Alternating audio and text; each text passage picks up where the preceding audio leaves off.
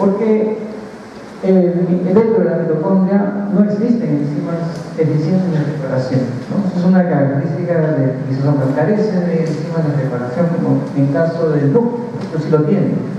El núcleo sí tiene varios sistemas de reparación. Y además, debido también a que como es un DNA desnudo, no tiene histonas, entonces está propenso a reacciones de oxidorreducción.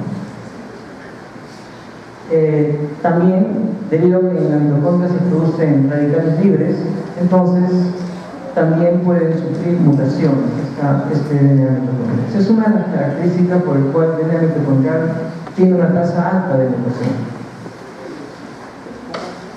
Dice que, por ejemplo, se han encontrado polimorfismos de DNA mitocondrial 17 veces mayores a las encontrados en el DNA nuclear, debido justamente a que, como tiene una alta tasa de mutación, pues las bases microgenadas cambian constantemente en generación. Es por la cual esta explica por qué existen una gran enfermedades mitocondriales, ¿no?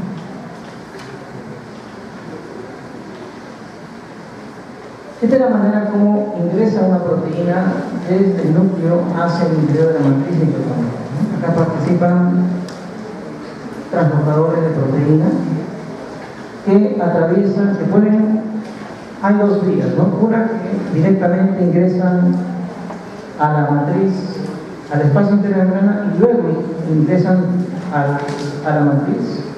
Y hay otros transportadores que directamente desde el citoplasma ingresan directamente a la matriz, ¿no? Esos van a depender de los tipos de transportadores, ¿no? Hay unos que solamente son ubicados en la membrana externa y hay otros que están ubicados uniendo ambas membranas, de tal forma que la proteína puede ingresar en forma directa.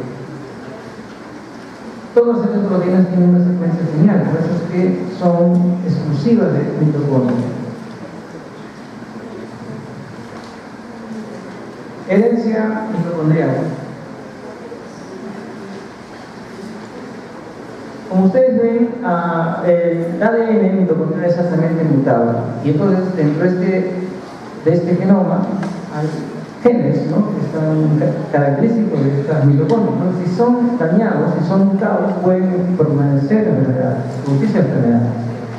Por ejemplo, puede producirse enfermedad de Parkinson si se está dañando algún gen que se encuentra relacionada con esta enfermedad. Por ejemplo, tenemos la NADH-deshidrogenasa, ¿no?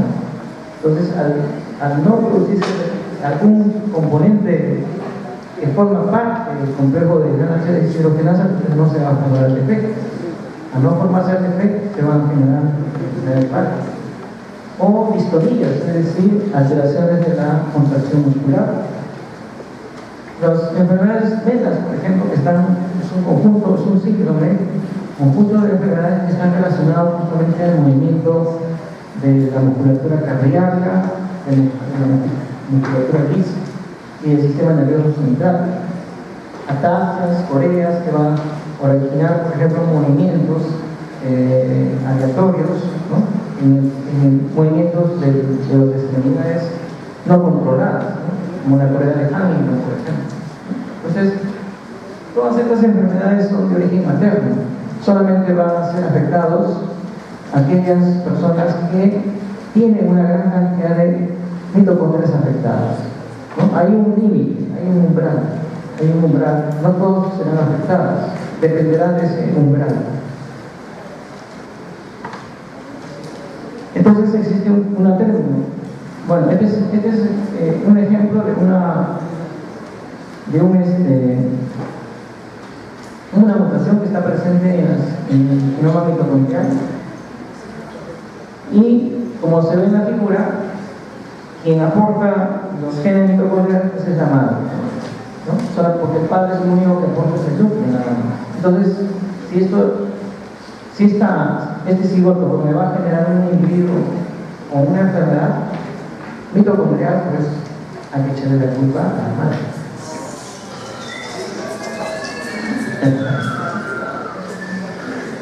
Pero como señalaba, la enfermedad mitocondrial generalmente va a depender del umbral. ¿Y de qué depende este umbral? De la heteroplasmia. ejemplo, ¿no? Tenemos, imaginemos, ¿no? Se suponía que se necesite 60% de las mitocondrias con mutación para que exprese la enfermedad. Imaginemos eso, ¿no? Suficiente el 60%. Entonces, tenemos acá una célula, un cigoto o una célula que va a desarrollar el individuo, un cigoto, digamos así, que presenta 50% de mitocondrias afectadas o mutadas y 50% de mitocondrias normales. En un proceso de división mitótica, cuando se produce la citocinesis, lo normal puede ser que se distribuyan de forma normal. Por lo tanto, los hijos serán sanos, normales. Es decir, ambos han recibido la misma cantidad de mitocondrias dañadas y normales, no hay problema. Pero hay ocasiones en que en la citocinesis, en el proceso de citocinesis, la repartición de organelas es al azar. Entonces puede ser que una de ellas reciba más cantidad de mitocondrias afectadas que el otro, ¿no? Entonces, en este proceso, por ejemplo, aquí se podría hacer un video. Esto es lo que se llama heteroplasmia. Es decir, hay variabilidad en la distribución de mitocondrias en cada citocinesis. Entonces, dependiendo de la heteroplasmia, digamos, una enfermedad mitocondrial se va a evidenciar. Acá es un resumen de todas las enfermedades que se han encontrado que están relacionadas con el fenómeno mitocondrial. Hay varias enfermedades.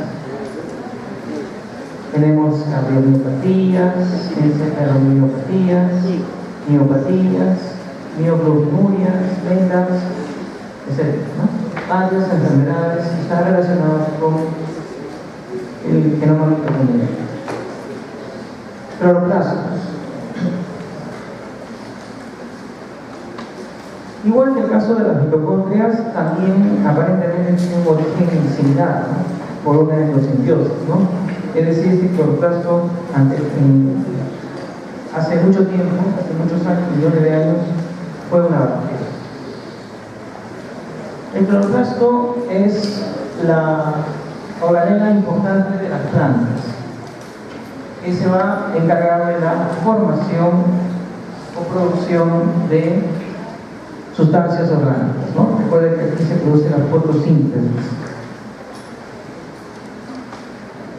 Es una organela bien grande, mucho más grande que la mitocondria. Tiene de 2 a 4 micras de ancho y 5 a 10 micras de largo. Y también pueden existir muchos cloroplastos por célula. Entre 20 a 40 cloroplastos por célula, ¿no? Como ven acá en la fotografía podemos encontrar muchos cloroplastos en cada lugar, en cada parte del tejido.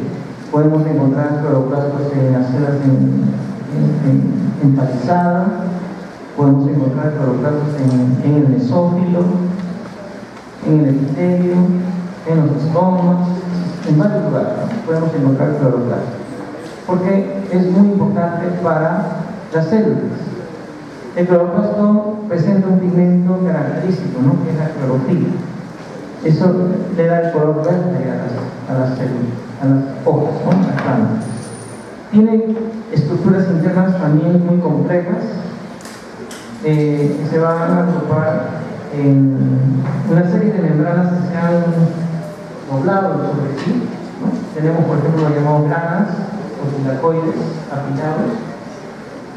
El estroma se llama, digamos, la parte del citoplasma del cloroplasto. Tenemos más fotografías de cloroplastos. Acá de una hoja vemos la presencia de un corte, la cutícula, las células del mesófilo, la epidermis inferior, y aquí en cada una de ellas podemos encontrar cloroplastos. En cada una de estas células podemos encontrar cloroplastos. Este es un corte de un cloroplasto. Vemos acá, por ejemplo, en la estructura del cloroplasto tenemos acá las pilas o las granas, ¿no? Que son pilas de tilacoides. Esto se llama grana. Un conjunto de pilas de tilacoides es una grana. Cada tilacoide contiene la clorofila y algunas proteínas fijadoras de los rayos solares, ¿no? Que están involucradas en la fotosíntesis. Y en el estroma vamos a encontrar pues enzimas de la fotosíntesis que participan en la fotosíntesis. Ahí vamos a encontrar al genoma cloroplasto, el ADN de cloroplasto.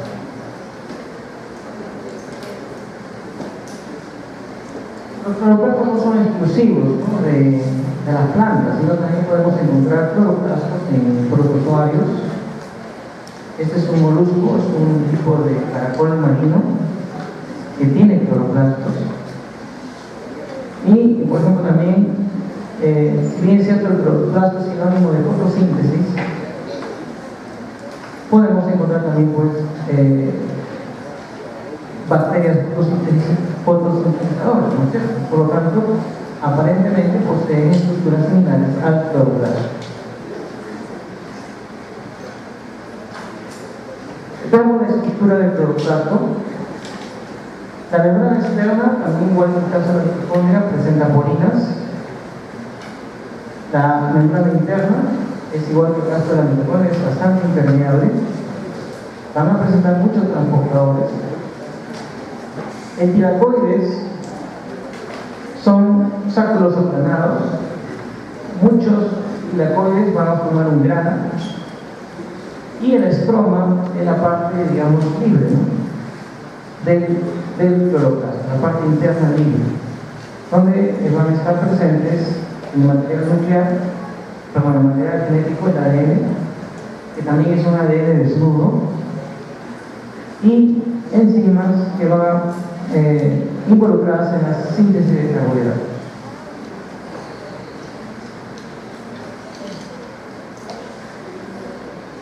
Acá solamente señalar la presencia de glucolípidos en mayor cantidad presentes en las membranas del cloroplasto y menor cantidad de fosfolípidos. Tenemos monoacilglicerol, por ejemplo, uno de los fosfolípidos que podemos encontrar dentro de la membrana del cloroplasto, de los tilacoides del cloroplasto.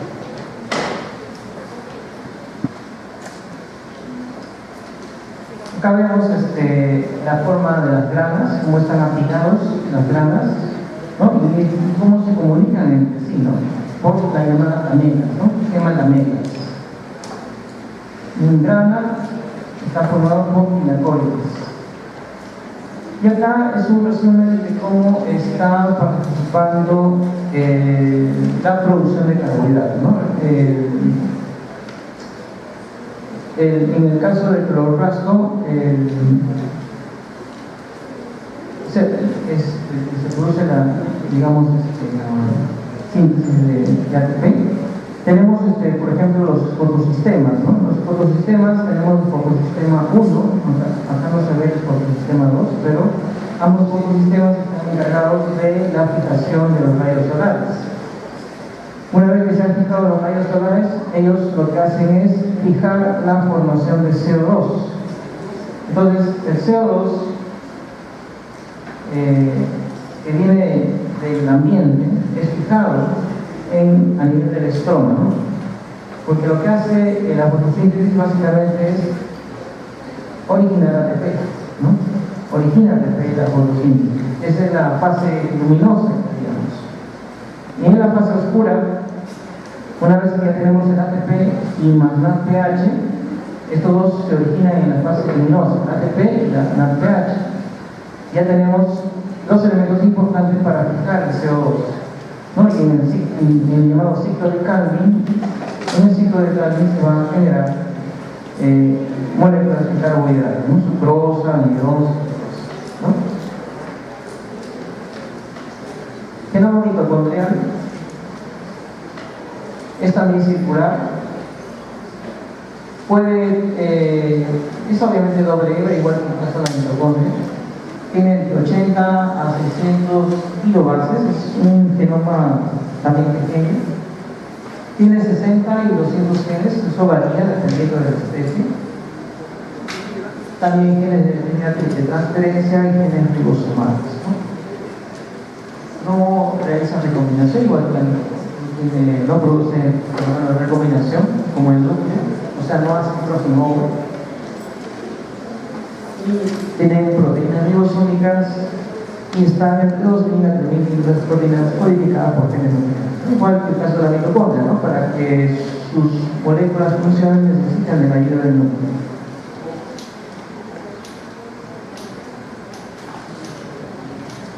Esa es una fotografía que compara el tamaño y los componentes internos de la mitocondria y del cloroplasto. Fíjense ustedes, hay mucha similaridad, ¿no? en ambas estructuras.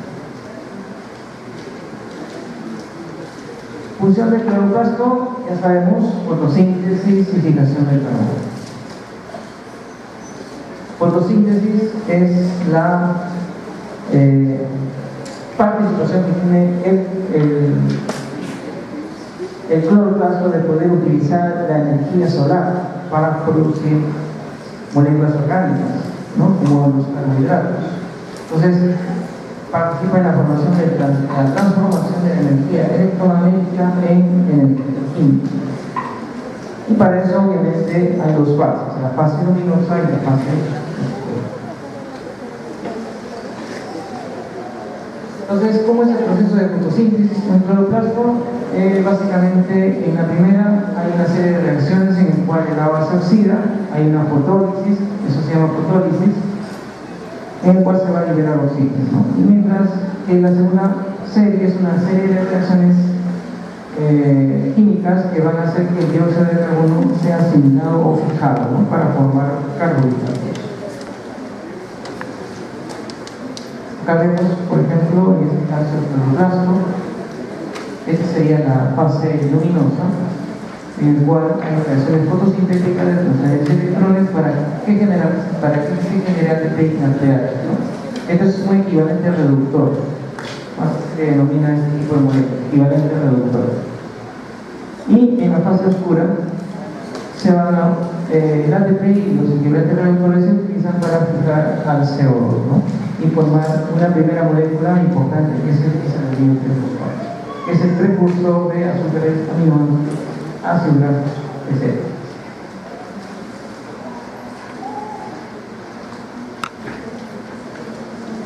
Los fotosistemas son componentes membranosos, básicamente, ¿no? Que van a participar a modo de antenas o a modo de digamos, paracaídas, vamos a decir así, ¿no? Que están ubicados en cada electrodo. Entonces, tenemos básicamente identificados dos tipos de fotosistemas, el fotosistema 1 y el sistema 2, que están dentro de cada una de estas membranas del electrodo. En celeste están ubicados los fotosistemas 2, en amarillo el fotosistema 1, en rojo serían las ATPasas y en rosado estaría el citocromo BF, ¿no? Que es un citocromo importante para la activación de estos rayos luminosos.